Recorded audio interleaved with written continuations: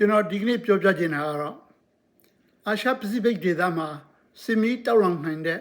flash point တစ်ခုဖြစ်နေတဲ့တိုင်ဝမ်အရေးဖြစ်ပါတယ်တကယ်တော့တိုင်ဝမ်ဟာတရုတ်နိုင်ငံရဲ့အစိပ်ပိုင်းတစ်ခုဖြစ်ပြီးတော့တရုတ်ကသူတို့ဆီကခွဲထွက်နေတာဖြစ်တဲ့လူအပ်ရင်အင်အားသုံးပြီးတော့ပြန်လဲသိမ်းသွင်းမယ်လို့ပြောထားပါတယ် will be reunited by force if necessary ဆိုတော့ဘယ်အချိန်မှာအင်အားသုံးပြီးတော့ပြန်လဲသိမ်းပိုက်ဖို့လိုအပ်လာမလဲအမေရိကန်သမ္မတဒေါ်နယ်ထရမ့်ကတော့သမ္မတရှီကျင်းဖျင်နဲ့မကြာသေးခင်ကတွေ့ဆုံပြီးတဲ့နောက်မှာတိုင်ဝမ်ကိုလက်နက်ရောင်းချဖို့စီစဉ်ထားတဲ့ဒေါ်လာ73ဘီလီယံဘူးကိစ္စကိုဆိုင်းငံ့ထားပါတယ်။ဒါမဲ့ဒါဟာပြဿနာဇင်းမြစ်ကိုပြည်လည်နိုင်တဲ့ကိစ္စတော့မဟုတ်ပါဘူး။ယာယီပြည်လည်မှုလုံးထားခြင်းသာဖြစ်ပါတယ်။ဒီအမေရိကန်နဲ့ရင်းနှီးတဲ့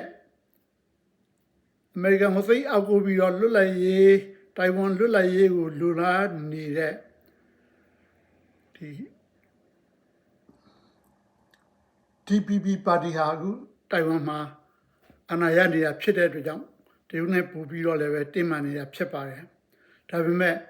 အဓိကအတိုက်ခံပါတီဖြစ်တဲ့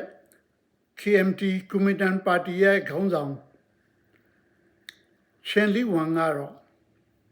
တိုင်ဝမ်ဟာအခုလို de facto independence နိုင်ငံဖြစ်နေပြီးတော့တရုတ်နဲ့သင်တအောင်ဆက်ဆံနေဖို့ကိုသူကလိုလားပါတယ်။ de jure independence လုံးဝနိုင်ငံတကာအသိအမှတ်ပြုတဲ့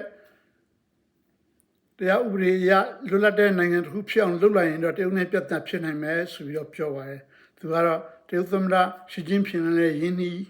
တဲ့လူဖြစ်ပါတယ်။မကြာသေးမီသွားရောက်တွေ့ဆုံတဲ့လူအခုခါမှာအမေရိကန်ကိုရောက်ရှိနေပြီးတော့အမေရိကန်ကမူဝါဒရေးရာအရေးကြီးတဲ့ပုဂ္ဂိုလ်တွေတွေ့ဆုံဆွေးနွေးနေပါတယ်။သမ္မတဒေါ်နယ်ထရမ့်ကတော့ဒီလောက်သူတို့နဲ့မိုင်9000ကျော်မိုင်1000လောက်ဝေးတဲ့တိုင်ဝမ်လိုနေရာမှာသွားပြီးတော့သူစိတ်မဖြစ်လူဘူးဆိုပြီးခပ်ပေါ်ပေါ်ပဲပြောထားတာတွေ့ရပါတယ်။ဆိုတော့ဒါပေမဲ့အခုခါမှာပိုအရေးကြီးလာနေတာကတော့အာရှနိုင်ငံတွေဖြစ်တဲ့ဂျပန်ဖိလစ်ပိုင်တို့နဲ့တရုတ်ဆက်ဆံရေးတင်းမာလာခြင်းပဲဖြစ်ပါတယ်။ဒီနိုင်ငံဟာတရုတ်နိုင်ငံနဲ့သမိုင်းညံအဖြစ်လည်းပဲရန်ညိုးရန်စားတွေရှိခဲ့တာဖြစ်ပါတယ်။အခု Shangri-La Dialogue မှာအမေရိကန်ကာကွယ်ရေးဝန်ကြီး Pete Hegseth ကကာကွယ်ရေးအတွက်အမေရိကန်ကိုအမကိုကြနဲ့တော့အမေရိကန်မကူညီနိုင်ဘူး။ခင်ဗျားတို့ရဲ့ကာကွယ်ရေးအသုံးစရိတ်ကိုတိုးမြှင့်ကြလက်နက်အင်အားကိုတက်ဆင်ကြနောက်ပြီးအချင်းချင်းဒေသတွင်းမှာအုပ်စုလိုက်မဟာမိတ်ဖွဲ့ကြဆိုပြီးတော့ပြောခဲ့တဲ့နောက်ပိုင်းမှာပူပြီးပြင်းထန်လာပါတယ်ဂျပန်နဲ့ဖိလစ်ပိုင်တို့ဟာအခုခါမှာတော်တော်လေးစီလုံးပြီးတော့တရုတ်နိုင်ငံကိုတုံ့ပြန်ဖို့ကြိုးပမ်းလာကြတာကိုတွေ့ရပါတယ်အထူးသဖြင့်တိုင်ဝမ်ရဲ့အရှေ့ဘက်ရေပြင်ကိုသူတို့စစ်သင်္ဘောတွေချင်းကပ်နိုင်အောင်ဘာညာသူတို့နီလန်းရှာလာကြတယ်ဒါကိုစီစဉ်နေကြတာတွေ့ရပါတယ်အဲတစ်ချိန်တည်းမှာပဲတရုတ်ကလည်းပဲအဲ့ဒီတိုင်ဝမ်အရှေ့ဘက်ရေပြင်ရဲ့ seabed ပေါ်လေအဲ့ရေပိုင်နဲ့ပတ်သက်ပြီးသူတို့လည်းပဲအတိအကျအခုလေးလာနေပါတယ်ဒီကနေ့ပဲသတင်းတွေထွက်လာနေပါတယ်ဆိုတော့သူတို့ကလည်းပဲသူတို့ရေပိုင်နဲ့တွင်းကိုဘယ်သူမှဝင်ရဘာညာကန့်သတ်ဖို့အတွက်အတိအကျလုပ်လာတာဖြစ်ပါတယ်ဆိုတော့ဒီနေရာမှာ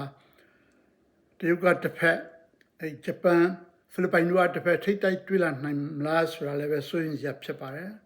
ဒါကျွန်တော်တို့အာရှပစိဖိတ်ဒေသအတွက်စောင့်ကြည့်ရမယ့်သတင်းတစ်ခုဖြစ်တယ်ဆိုတာကိုပြောကြားလိုရင်းဖြစ်ပါတယ်ခင်ဗျာ